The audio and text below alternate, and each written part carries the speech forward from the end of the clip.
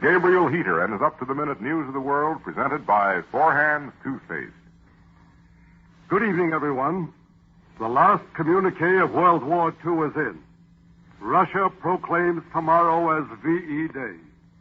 The Russian people were told tonight for the first time of Germany's unconditional surrender. Moscow radio reports all terms laid down by General Eisenhower were ratified tonight in Berlin. Field Marshal Keitel and Admiral Friedborg signing for Germany in the presence of Lieutenant General Karl Spaatz, Air Chief Marshal Sarah Pateda, Field Marshal Zhukov, and General de Tassigny. There was some anxiety in many quarters today when 10 hours went by without any proclamation in Moscow. Russia evidently waited for the official hour, 1 minute past 6 tonight, Eastern Wartime.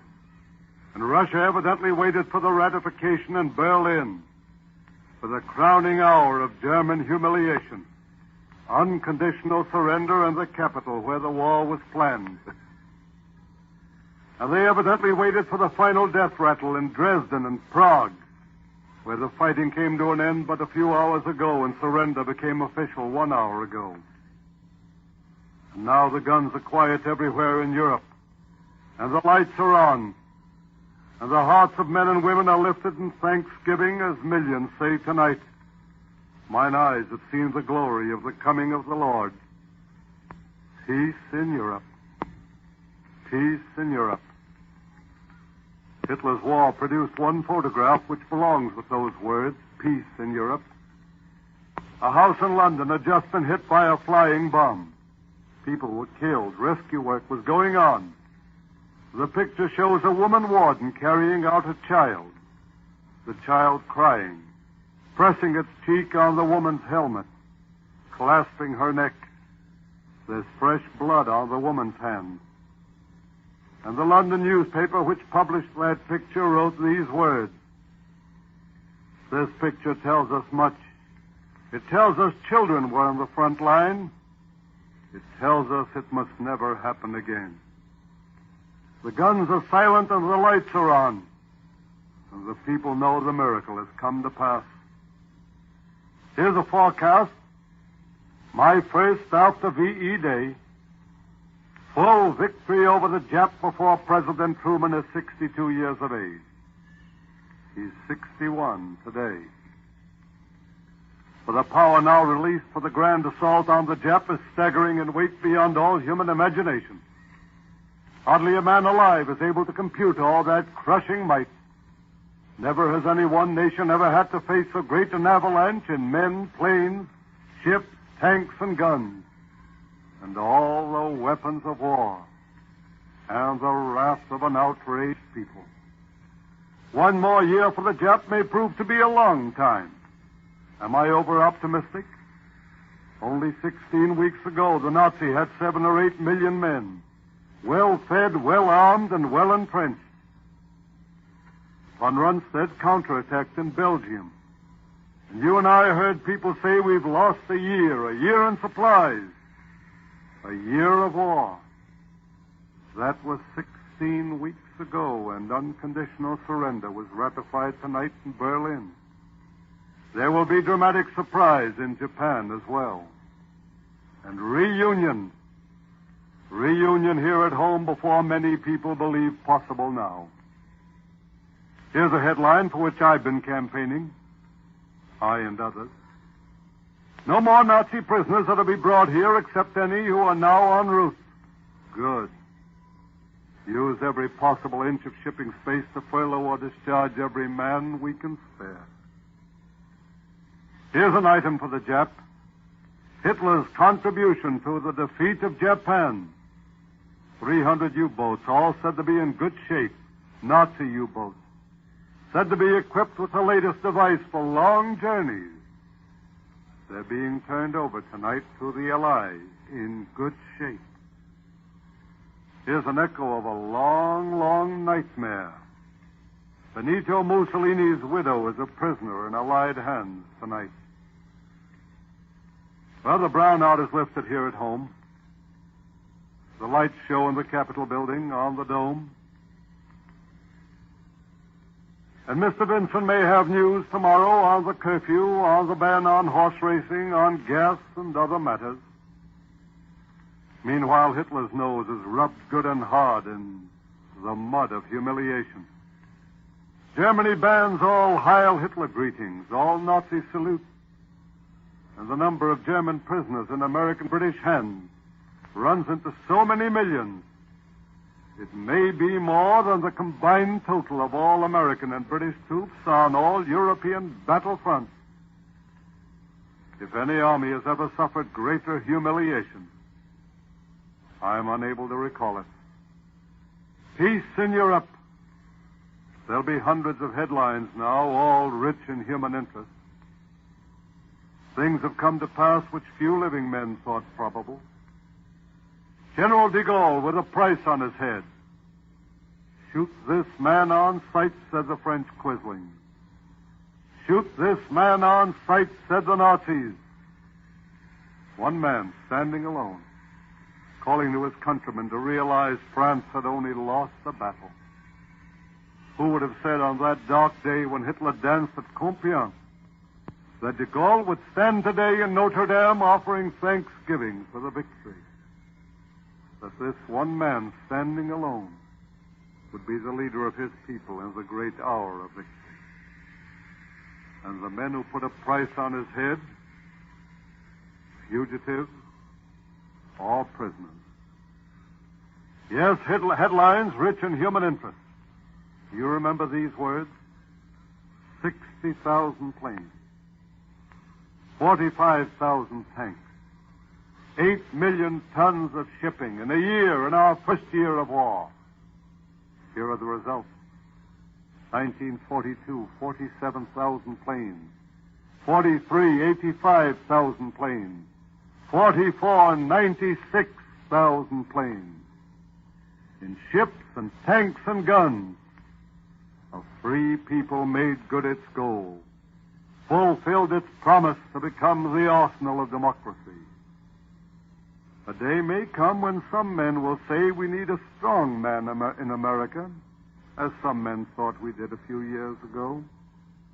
Remember those figures when it comes. This dedication of free men and women and free labor to the great task. Peace in Europe. 2 million men will come home within a year, in a shorter time perhaps. More than 1 million have come back now, men who bled for this great day. Even now, before the war is over, one hears of veterans who can't find jobs.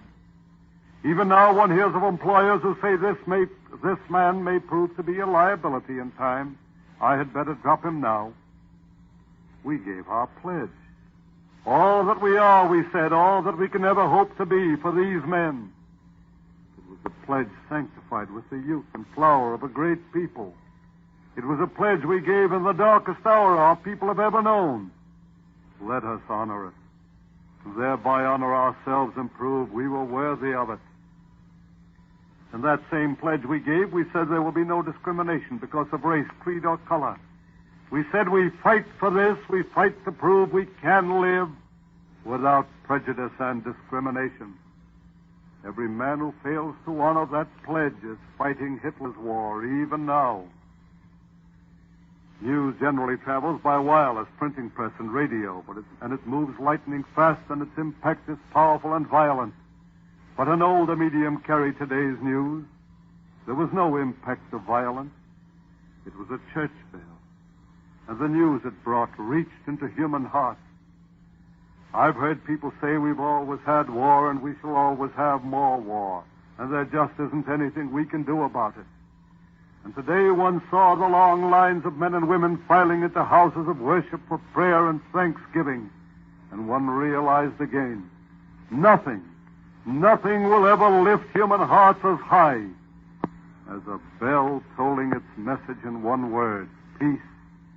One had to be there to see it all and feel it. One had to be near the mother who fell to her knees and raised a careworn face to God, and loud enough for all who were near to hear every word. Heard her say, "Oh, God, I've lost one boy. Bring my second back to me. Oh, God, I need him so." Always have war because we've always had war? because people just naturally drift from war to peace and back to war again. No, I'll never believe it.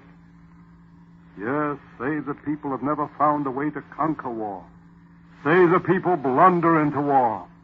Say the people are betrayed into war. Say the people want peace so much when it comes, we give ourselves up to it so completely we forget all the vigilance we need not to be robbed of it in time. But don't say we've always had war because people want war. I've seen people in every kind of human circumstance and experience. I've seen people rescued from fire and flood and death itself. I've seen a nation come out of all the desperation of hard times and feel the exaltation of a job and security and the dignity it brought. But nothing in all human experience has ever moved men and women as a bell tolling that one word, peace, as it did today, even when peace had come only on one battlefield. Even when millions knew it was peace only in Europe. Even as millions knew all the peril and grief waiting on other fields of battle. Even as millions knew peace in Europe was only a brief flash of light in a long night. But people knew millions in Europe were homeless and faced famine and disease and all the plagues left by the horsemen of war. People knew the price it would take in toil and sweat before peace could mean anything, even in Europe. But the harvest of death was over on one battlefield, and human hearts were on fire. How can anybody say the people have always had war and would always have it? If all the nations now in conference at San Francisco could feel the great upsurge which came out of human hearts today, this would be the war to conquer war. Wherever people met, someone would say, you know, it isn't like 1918 at all. People are quiet. They're solemn. They feel it all just as deeply, but there isn't any celebrating, no exaltation. And you'd hear somebody reply, it's good to know the dying in Europe is over at least. But how are you going to celebrate when you know at this minute boys are dying on Okinawa? When you know the scourge of war will claim a frightful price before Japan is crushed? When you know how many who marched away to Europe are not coming back again? Our casualties, 750,000. If all the men at San Francisco could hear the people speak, they would know they carry a mandate as solemn as any delivered to men who ever came together. A mandate born of the hearts of millions who are trying to say, this pearl of great price, it was almost ours a generation ago. This miracle called peace, with the people fighting for it, praying for it. And willful men fought along party lines and fought each other over words, little realizing they were winning empty victories to be paid for with the lives of our sons one generation later.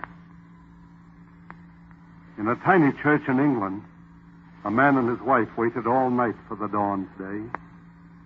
There were many other nights when they were in that same church, when the whole world waited for the Nazis to land in Britain. And the church bells were to warn everybody the Nazis had come.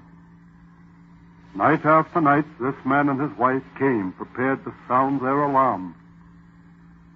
And by the grace of God, the Nazi never came. But now the bell was to peal joyous news, tidings of victory and peace. And the man turned to his wife and he said, I'll ring as I never rang before, with all my heart and all my strength, until even our boy will hear it.